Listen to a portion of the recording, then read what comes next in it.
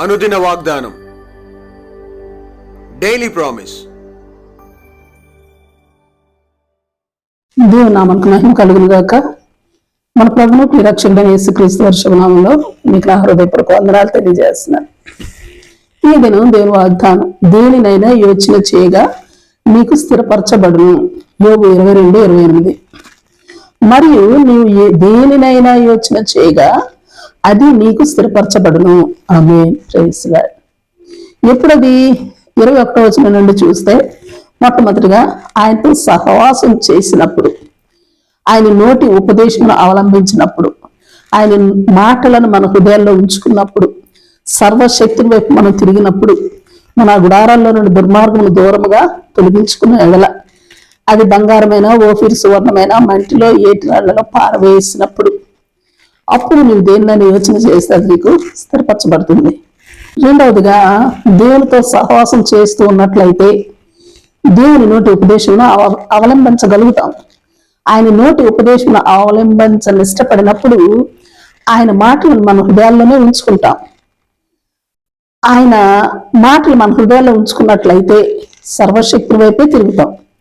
సర్వశక్తి వైపు తిరిగినట్లయినా గుడారంలో నుండి దుర్మార్గమును తప్పక దూరంగా తొలగించుకుంటాం.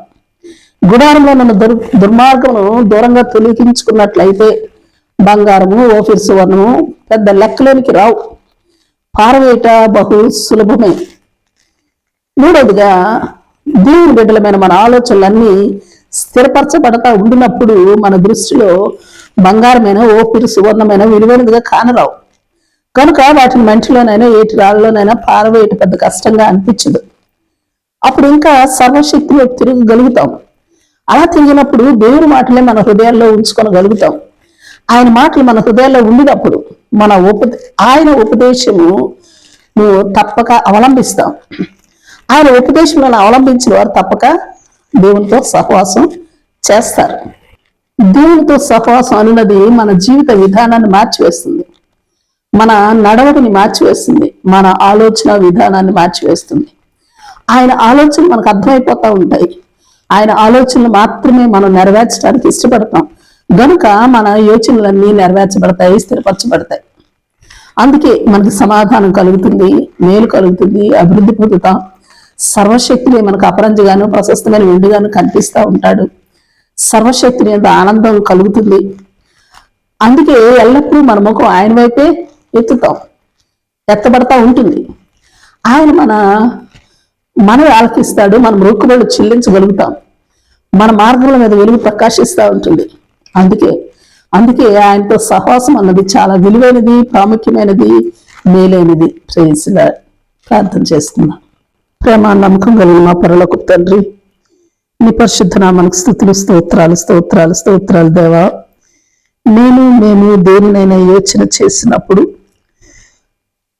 మా జీవితాలలో స్థిరపరచబడవాలంటే మేము నీతో సహవాసం చేసిన వారముగాను, నీ సహవాసంలో నీ నోటి మాటలను అవలంబిస్తూ, నీ నోటి మాటలను మా హృదయాల్లో భద్రం చేసుకుంటూ, దుర్మార్గతకి మా గుడారిలో తావీయక దుర్మార్గతకు దూరంగా ఉంటూ, సర్వశక్తుడైన నిన్నునే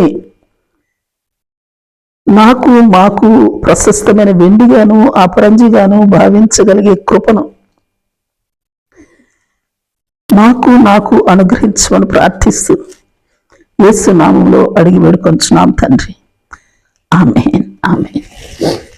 ప్రైజ్ లార్డ్. రేపు మరొక వాగ్దానంతో మనం కలుసుకుందాం. ప్రతిరోజు ఉదయం ఈ కార్యక్రమాన్ని వీక్షించగలరు. తిరిగి మళ్ళా రేపు ఉదయం కలుసుకుందాం. దేవుడు మిమ్మల్ని దీవించును గాక.